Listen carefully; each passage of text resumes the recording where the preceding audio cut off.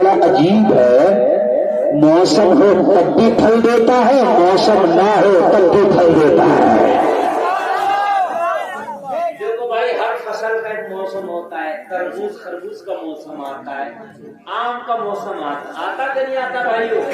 اور جب موسم نکلتا ہے تو پھر پیڑ پہ پھل نہیں ہوتا، ایسے ہی کھجور کے پیڑ کا بھی موسم آتا ہے، لیکن جب سے نبی نے خریدا، جب سے موسم ہے تب پھل، موسم نہیں ہے تب پھل۔ خرید جو نبی نے دیا۔ پورے مدینہ میں شہرت ہو گئی، یہودی کو لوگ بہکانے لگے، کہاں تو چکر میں پڑ گیا، فری میں تو نے پیڑ دے دیا، اتنا قیمتی پیڑ جو سال کے 12 مہینے پھل دیتا ہے۔ لوگ چڑھانے لگانے والے بھی ہوتے ہیں، رشتہ کر لو تو رشتہ بھی چڑھا چڑھا کر توڑوا دیتے، کہاں پھنس گئے؟ تم نے ہم سے نہ پوچھا تھا، اور بھائی اللہ نے جہاں لکھا تھا وہاں ہو گیا، تو کیوں بیچ میں پیر اڑا کے اپنے آپ کو گناہگار کر رہا؟ ہونا تھا ہو گیا۔ کچھ لوگوں کی عادت ہو، اسے جب چڑھایا تو وہ بھی چڑھ گیا، چڑھ کے بولا ابھی کیا بگڑا ہے، تو میرے ہی آنگن میں بے ایمانی کرتے میں کتنا ٹائم لگ رہا۔ ارے پیڑ بیچی کو دیا ہے تو میرے ہی انگنا میں بات پلٹتے ہوئے کتنی دیر جا رہی ہے؟ بھائی نہیں بیچے نہیں دے رہے ہو، ہماری تو آنگن میں کیا کر لے گا؟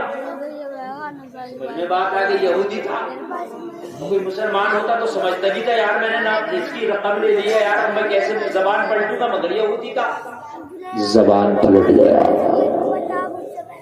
پیچھے ہٹ گیا، کہنے لگا او بھائی تم نے بہت کھا لیا، جتنا دیا تھا اس سے زیادہ تو کھا لیا، اب تو میرے آنگن میں ہے، میرا ہے۔ یار کسی سے کسی کی چیز چھینی جائے تکلیف ہوگی کہ نہیں ہوگی؟ اور وہ بھی ایسا پیڑ کہ نبی کا دعا لگتے ہی ہائیبریڈ بن گیا تھا، ہر موسم میں پھل دے رہا تھا، کبھی نہ اسپرے کی ضرورت نہ کھاد سلفر کی ضرورت، پھل ہی پھل دے رہا تھا۔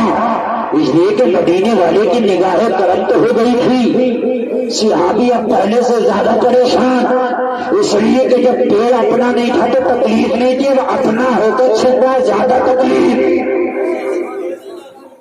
نبی کی بارگاہ میں آئے، چہرہ اترا ہوا، نبی نے فرمایا اب تو میں نے پیڑ خرید کا مالک بنا دیا، اب کیوں اتر گیا؟ کہنے لگے آقا پہلے سے زیادہ سمسیا کھڑی ہو گئی۔ نبی نے فرمایا کیا ہو گیا؟ عرض کرنے لگا یا رسول اللہ پہلے تو پیڑ تھا ہی نہیں، تو ادھر امید بھی نہیں لگی، اپنا تھا ہی نہیں، وہ مزے بھی نہیں تھے، اور بچوں کو کھجور کی اتنی عادت بھی نہیں تھی۔ اب تو بچوں کو عادت پڑ گئی، اب تو بچے جب چاہتے تب توڑتے ہیں۔ یا رسول اللہ وہ بےمانی کرنے پر تل آیا ہے، اب تو میں دیکھ بھی نہ سکوں گا، بچے رات میں اٹھ کے کھایا کریں گے، اس لیے کہ بچے کی عادت جو ہوگی۔ آقا وہ زبان پھیرنے لگا، میرے نبی نے فرمایا وہی تو زبان پھیر رہا ہے، محمد تھوڑی نہ زبان پھیر رہے ہیں، ہم نے تو تیرے نام کر دیا، یہ پیڑ تیرا ہے، اس کی زبان پھیرنے سے کیا ہوتا ہے؟ عرض کی یا رسول اللہ اس کے تو آنگن میں ہے، اور دور سے بولے آقا اس کے تو آنگن میں ہے، زبان پھیر گیا تو میرے پاس کیا ہے؟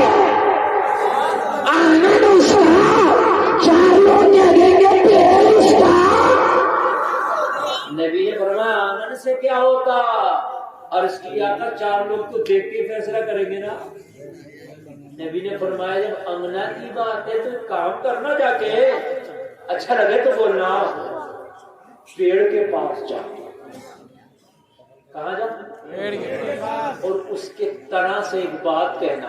تنا جانتے ہو پیڑ کا، جو وہ لٹھا ہوتا ہے، اس سے کہنا محمد رسول اللہ نے حکم دیا ہے اس کے انگنا سے چلو، ہمارے انگنا پہ آ جاؤ،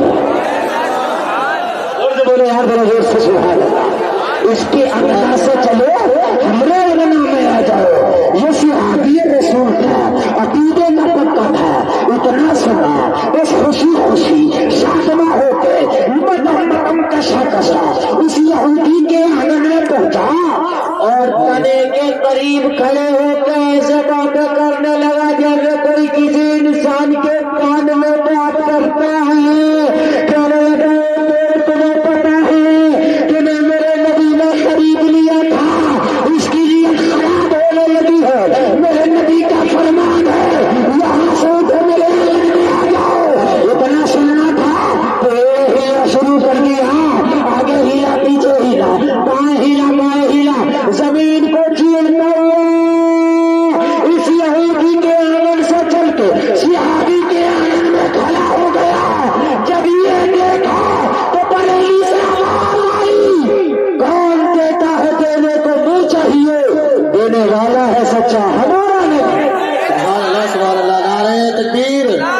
نعرہ رسالت فیضان سرکار مدینہ مسلک اعلیٰ حضرت اور مبارک حضرت علامہ مفتی گلفام صاحب قبلہ. نعرہ تکبیر. سبحان اللہ سبحان اللہ. اچھا لگ رہا میں آپ کو؟ اللہ آپ کو سلامت رکھے. لوگوں، اگر اللہ نے تمہاری قسمت میں لکھ دیا ہے نا، تو اگر آپ حرام کو ٹھوکر مارو گے تب بھی اتنا ملے گا جتنا لکھ دیا ہے. حلال ذریعے سے اللہ دے کے رہے گا، اللہ دے کے رہے گا. حلال کے طریقے سے بھی اللہ دے کے رہے گا. اگر لکھ دیا تو مل کر ہے. قسمت سے زیادہ نہیں، وقت سے پہلے نہیں. موت نہیں آئی تو کوئی مار نہیں سکتا. قسمت میں لکھا نہیں ہے تو تجھے کوئی امیر کر نہیں سکتا. اتنا کام سن لیں. اگر اللہ نے تمہاری قسمت میں لکھ دیا ہے تو تمہارا دشمن تمہیں نیہورے کر کر کے کھلائے گا، منتیں کر کر کے کھلائے گا. اور قسمت میں نہیں ہے نا تو تیرا بھائی بھی تیرے گلے سے کھینچ لے گا. بہت بڑا ڈیپینڈ کرتا ہے قسمت پر. جو تقدیر میں اللہ نے لکھ دیا ہے اتنا تو مل کر رہے گا انشاءاللہ.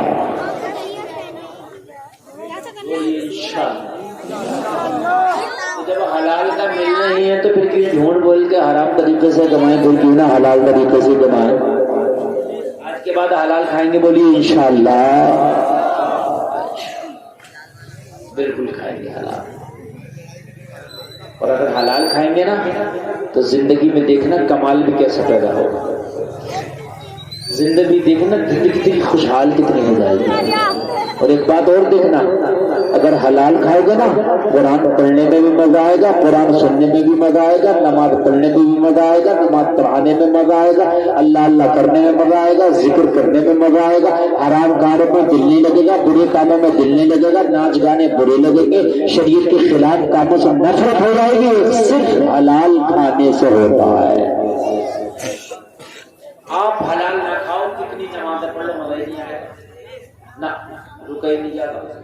جمعے کی نماز نے الوداع جمعے کو پڑھ لی. اور اگر حلال کھاتے ہو نا تو کسی بھی ٹائم کی نماز پڑھو تو نماز میں بڑا سکون ملے گا. اور اللہ تمہاری زبان میں اثر ایسا کر دے گا. حلال کھاؤ گے تو ایسا اثر کر دے گا. اگر دعا کرو گے تو اللہ تمہاری بات مان جائے گا. اور دنیا والوں سے کوئی بات کہو گے تو یہ دنیا والے تیری بات مان جائیں گے. اللہ والوں کی زبان میں بڑی پاور ہوتی ہے، ان کی بات دشمن بھی مان جاتے ہیں. سچ بتا رہے ہیں. بس آپ سنیں اور بہت جھومے.